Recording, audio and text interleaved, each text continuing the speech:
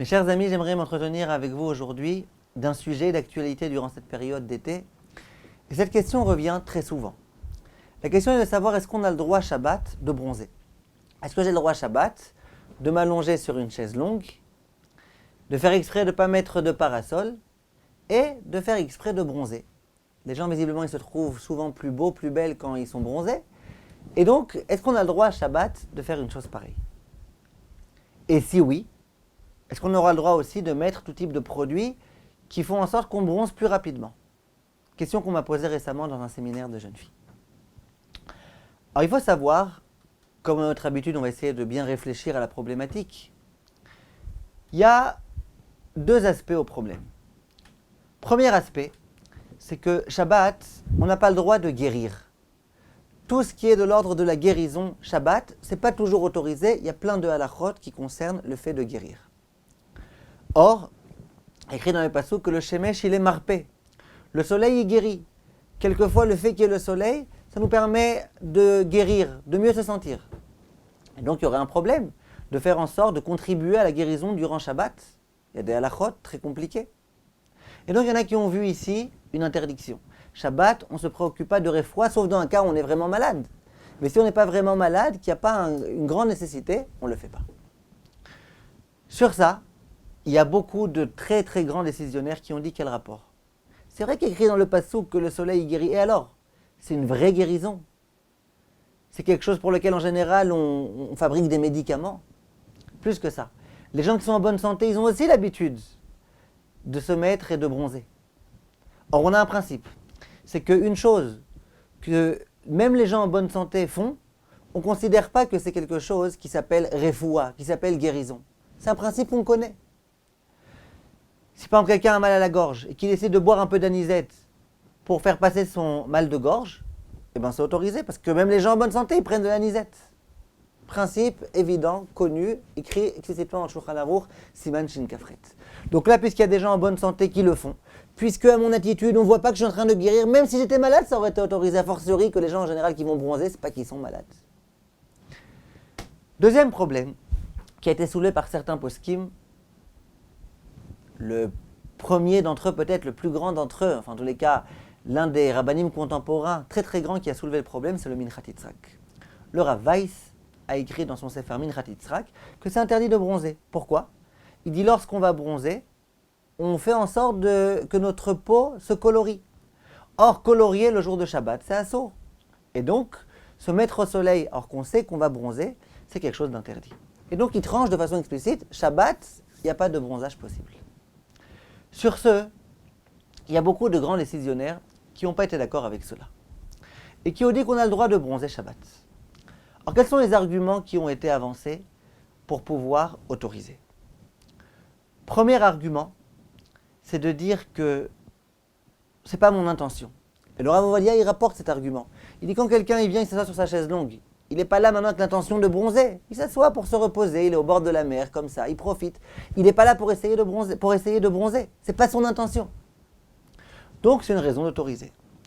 Deuxième raison d'autoriser, c'est que au moment où je viens, moi, et que je m'allonge, je ne suis pas en train de colorier. Je n'ai pas pris une matière qui me permet de colorier. Je suis juste allongé là-bas. Je suis allongé là-bas. Et il y a le soleil qui a eu un effet sur ma peau. Ce n'est pas que j'ai colorié quelque chose. En dehors de ça, disent certains décisionnaires, ça ne dure pas longtemps. Cette couleur-là, elle va bientôt s'en aller. Donc c'est sûr que ce n'est pas un Issour Torah, ce coloriage. Donc si tu considères que c'est un coloriage, ce n'est pas un Issour Torah, ça ne va pas se maintenir longtemps. Donc pour toutes ces raisons-là, beaucoup de décisionnaires ont voulu autoriser de bronzer le jour de Shabbat. La conclusion du Shmirat Shabbat qui est le Cheta, par exemple, c'est que c'est autorisé. La conclusion du Rav Ovadia Yosef, c'est que c'est autorisé. La conclusion de beaucoup d'autres décisionnaires qui sont rapportés dans tous ces sfarim-là, c'est qu'on peut tout à fait autoriser. Le Minchat Yitzhak interdit, le Haznit Berou interdit. Donc c'est une machloket. Mais on peut très très bien comprendre et très facilement comprendre la logique des rabbanim qui autorisent. Question qui se pose.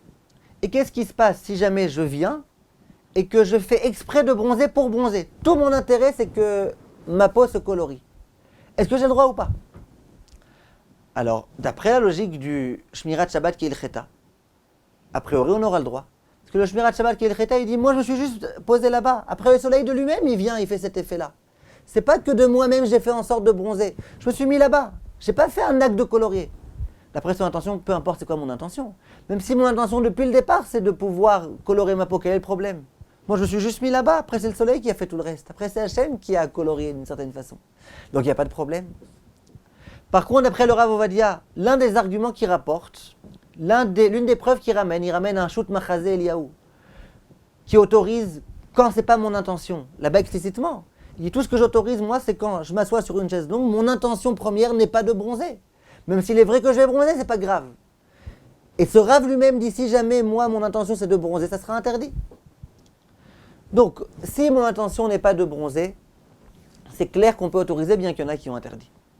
Si mon intention est de bronzer, là, c'est un petit peu plus compliqué d'autoriser. Mais bon, il y a beaucoup de... Le Shmirat Shabbat Kil Cheta, c'est un grand Rav, il a autorisé. Le Rav Ovadia, c'est possible que là aussi, il autoriserait en se reposant sur le Shmirat Shabbat Kil Cheta.